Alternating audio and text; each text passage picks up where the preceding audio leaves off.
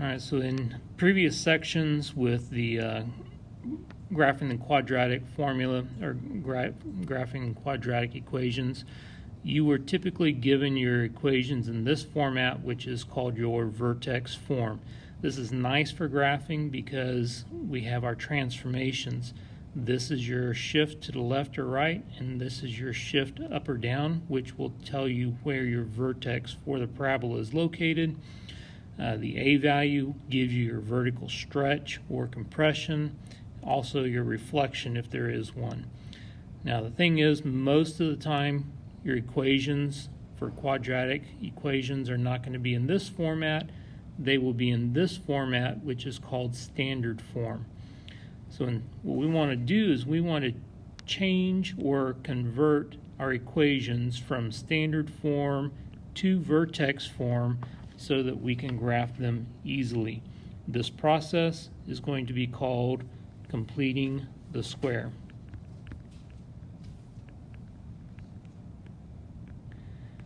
Now, one of the things standard form is really nice for is your C value represents the y-intercept of your graph. And so in this particular equation, we have y equals x squared minus 4x plus 7. 7 is the y-intercept. So that is one of the nice things about the standard form, is we can pick that out pretty easily. So the process of completing the square, this is how it works. You're going to take parentheses around the quadratic term and the linear term. And you put parentheses around these, and then we are going to expand this out, put a space, and then a plus 7 on the end. Now what we want is to insert a number right here so that this becomes a perfect square that will factor down. The way that we find this number is you take this one, divide it by 2, and then square it. So you're going to take the B value from here, you're going to divide it by 2, and then you're going to square that. Alright, so taking 4 and dividing it by 2, that gives you 2, and then squaring that will be a 4. Alright, so we're going to insert a plus 4 in here. Now, when we do that, that unbalances our equation. So we have to be able to undo that. Remember, when you have equations, whatever you do to one side, you have to do the same thing to the other side. We added 4 to the right side of our equation, which means we would have to add 4 to the left side also. But I don't want anything over here except for the y. So what we can do then is take this plus 4, move it over here by subtracting it, which makes it a minus 4 on the end here. Alright, so now if you think about factoring this, this would factor down to x minus 2 times x minus 2, which is x minus 2 squared. And then 7 minus 4 is plus 3 on the end. Alright, so now we are in vertex form. This is a shift to the right 2 units and a shift up 3, so your vertex is located at 2, 3. Because this is a positive in front of your parentheses, that tells us our graph opens up. Now, if this was an x equals equation, then our graph would be opening to the right if this is positive. Alright, let's take a look at another one. Same process. We're going to start out with parentheses around the first 2 terms.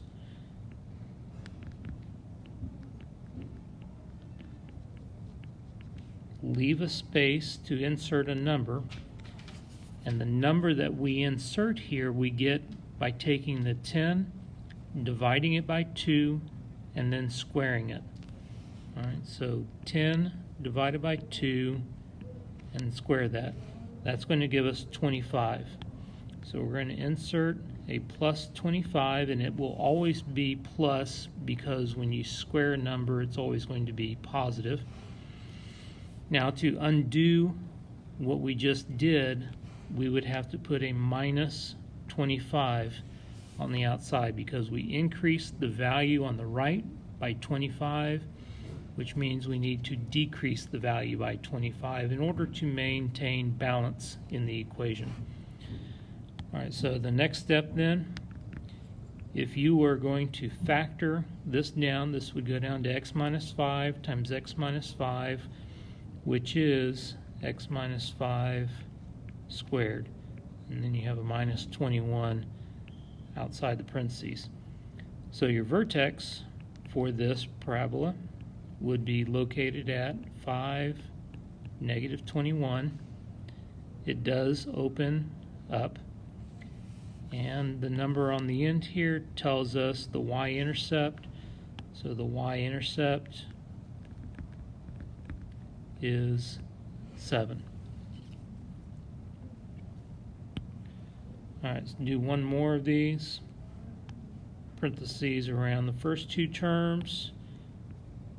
Expand this out, leaving a space after the 5x.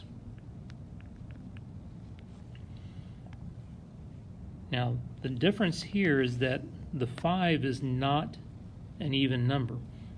So when we divide this by 2, we end up with a fraction, but it's still the same process. Take 5, divide it by 2, and then square it, which will give you 25 over 4. So that is what we are inserting in our parenthesis here, which means we need to minus 25 over 4 on the outside. All right, so if you look back at the two problems that we have done so far, look at the relationship between these numbers. This number here will always be half of the middle number or the linear term in your quadratic equation. Okay? So this number right here, it was half of this one. So now, keeping that in mind, when we factor this, it is going to go down to x plus, and it's plus because this is plus right here. This number will be half of this number. So therefore, this is 5 over 2 squared. The other thing you can think about is 5 halves squared gives you this last term. Now, over here, we need to combine these together, which means we need a common denominator. So this would be 12 over 4 minus 25 over 4, which is negative 13 over 4. Now, if there is a number in front of the x squared, so there's a coefficient on the quadratic term, that number has to be factored out of the parentheses, and it factors out of both of these terms here. So this is going to become then y equals 2 parenthesis. Now when you factor the 2 out of this term, you are just left with x squared minus. Now when you factor 2 out of this, you got to think what's happening here. You have to be able to redistribute and get what you started with originally.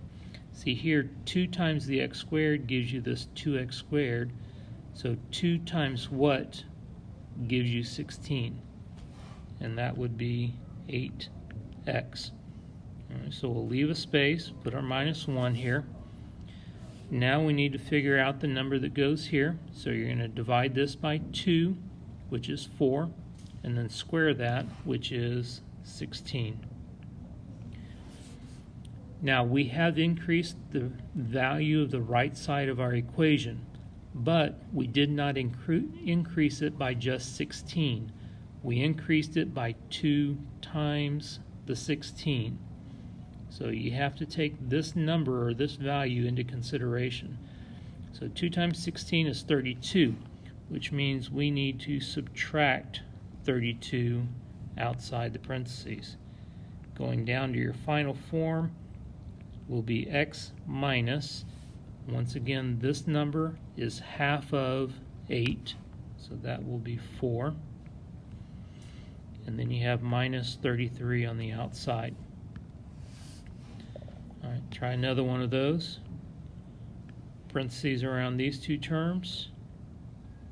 Factor out the 2, which leaves you with x squared plus 4x.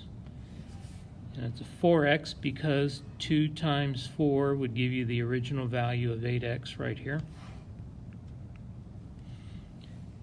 Now we need to insert our number in here. So we're going to divide 4 by 2 and then square it, which will give you plus 4. And once again, we did not just increase our value by 4, we increased it by 2 times 4, which is 8, so we need to subtract 8 on the outside. All right, so that's going to give us 2 parentheses x plus 2 squared minus 14. And I think this is our last one here. We're going to group these two terms. This time we are factoring out a fraction.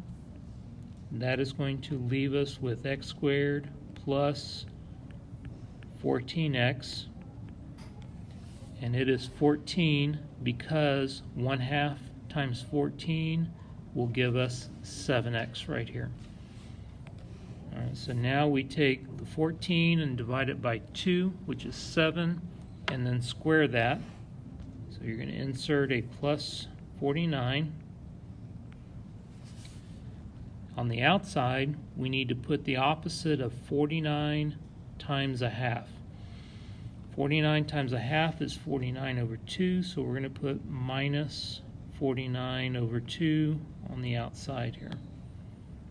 All right, so that's going to give us 1/2 parenthesis x plus 7 squared. Now these we need to combine together using a common denominator. So that would be 4 over 2 minus 49 over 2, which is minus 45 over 2. So once again, the vertex here is going to be negative 7, negative 45 over 2. Now, if your variables were switched, if this was an x equals equation, that would be a parabola that opens to the right. In that situation, your h and k values are going to switch on your vertex. So if this was an x equals equation, your vertex would be negative 45 over 2, comma, negative 7.